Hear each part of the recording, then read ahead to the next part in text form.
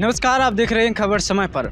असम सहित भारत देश में लगभग 5 राज्यों में चुनाव हो रहे हैं। असम के मुख्यमंत्री है हेमंत बिस्वा शर्मा। उनकी पत्नी जो है वो है रिंकी भुइयां शर्मा। उनके ऊपर आरोप लगे हैं। कांग्रेस नेता हैं पवन खेड़ा। इन्होंने 5 अप्रैल को एक प्रेस कॉन्फ्रेंस करी जिसमें इन्होंने बताया कि जो रिंकी भुइयां शर्मा है, हेमंत बिस्वा शर्मा की पत्नी, उनके पास 3 देशों के पासपोर्ट हैं और जबकि भारत देश में आप एक से अधिक, अगर भारत का आपके पास पासपोर्ट है तो आप किसी और देश का पासपोर्ट नहीं रख सकते हैं। अगर आप रखते हैं तो आपके खिलाफ कानूनी कार्रवाई की जाएगी। इन्होंने आरोप लगाया है कि इनके पास संयुक्त अरब अमीरात यहाँ का पासपोर्ट है और एंटीगुआ एंड बरबुडा यहाँ का भी पासपोर्ट है और इजिप्ट यानी मिस्र का भी पासपोर्ट है। और इनकी संपत्ति उन्होंने बताई है दुबई, यूएसए और भी कई जगहों पर इन्होंने संपत्ति बताई है कि रिंकी भुइयां शर्मा के नाम पर ये लगभग कहीं पर 52,000 करोड़ तो कहीं पर और पैसों का वहाँ पर जो कंपनियां हैं वो चल रही हैं।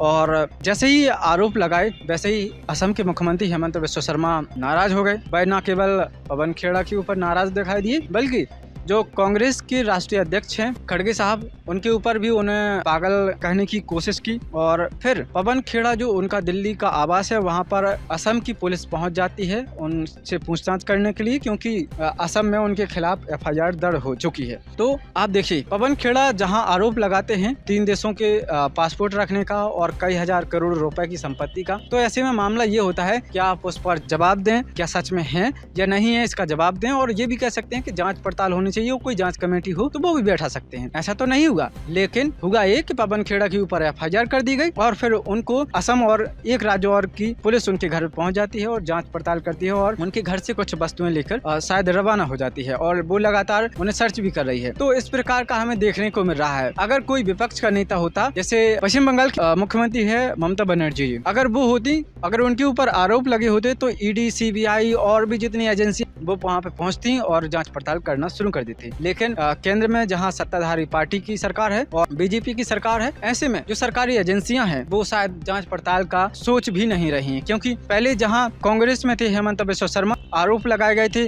ED, CBI और तमाम जो जांच पड़ताल के लिए आज कुछ ही दिनों में पता चल रहा था कि वो हिरासत उनको गिरफ्तार कर लिया। लेकिन जैसे ही उन्होंने BJP ज्वाइन करी फिर उनके ऊपर से सारी जांच पड़ताल हट गई है। अब उनके ऊपर कोई जांच पड़ताल नहीं हो रही है।